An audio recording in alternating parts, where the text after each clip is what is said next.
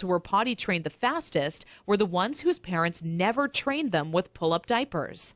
After months of seeing this occur time and time again, I was convinced pull-up diapers simply don't work. If there's one thing I refused to do when potty training my daughter Emily, it was putting her in pull-up diapers. But I had to ask myself why so many parents are getting aboard the pull-ups bandwagon. Now, understand that the diaper business is a multi-billion-dollar industry. They know when your child is a baby, every dirty diaper will have to be replaced, and that's another dollar in their pockets. But once your child gets a little older, these companies risk losing your business. So how do they squeeze every last cent out of you before you no longer need their product? By creating a diaper you need to buy after diapers, or commonly known as pull-ups. This is all really a ploy for the company to get your business longer. All these companies really care about is how much money they make and sneakily advertise it as some amazing tool for potty training.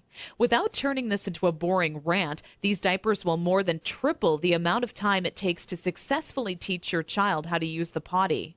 Now, with that said, let me give you a word of warning. Not having your child potty trained quickly is completely frustrating, and the story I'm about to share with you will reveal just how messy it can be. Anyone who knows me would call me a shopaholic with no hesitation. On weekends, my big adventure of the day would be running out to the mall and window shopping or trying on different outfits. I very seldom bought anything, as most of our family's income went towards food and bills, but it's always nice to look. There I was in Saks Fifth Avenue with my little Emily, who was now just 26 months old and in her first week of potty training, when a pair of $348 black silk Prada dress pants leapt off the rack and led me to a change room. Now, I would never spend that on a pair of pants myself, but just had to see how they would look on me. They were a perfect fit, and as I turned my body from left to right, my eyes would stay glued to the mirror, admiring myself in the pants from all sides. You see, what made trying to potty train Emily on my own without a plan so frustrating was that I had no idea how to make her tell me when she needed to go potty. While my eyes were fixed on the mirror, Emily quietly had an accident all over the changing room floor without me even noticing. I unbuttoned the pair of Prada pants and immediately wished life had an undo button as I watched them fall down in the puddle of pee surrounding the change room floor.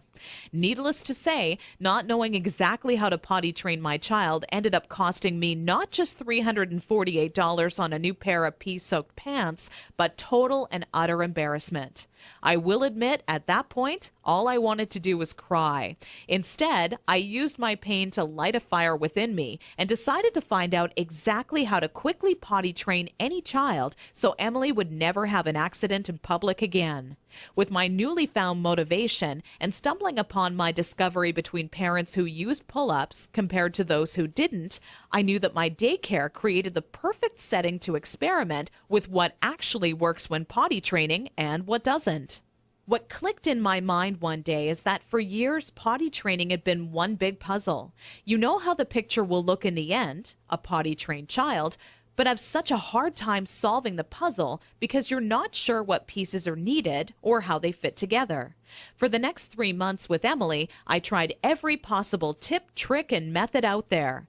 During this time, I faced countless accidents, and it easily became the most challenging, frustrating, and embarrassing time in my career as a mother. It wasn't until Emily reached 29 months old she became fully potty trained. By that time, I'd filled up an entire old leather notebook, jam-packed with all the notes I had taken during my first attempt ever at potty training. In addition to my own findings, I was receiving input and feedback from nearly all the parents whose children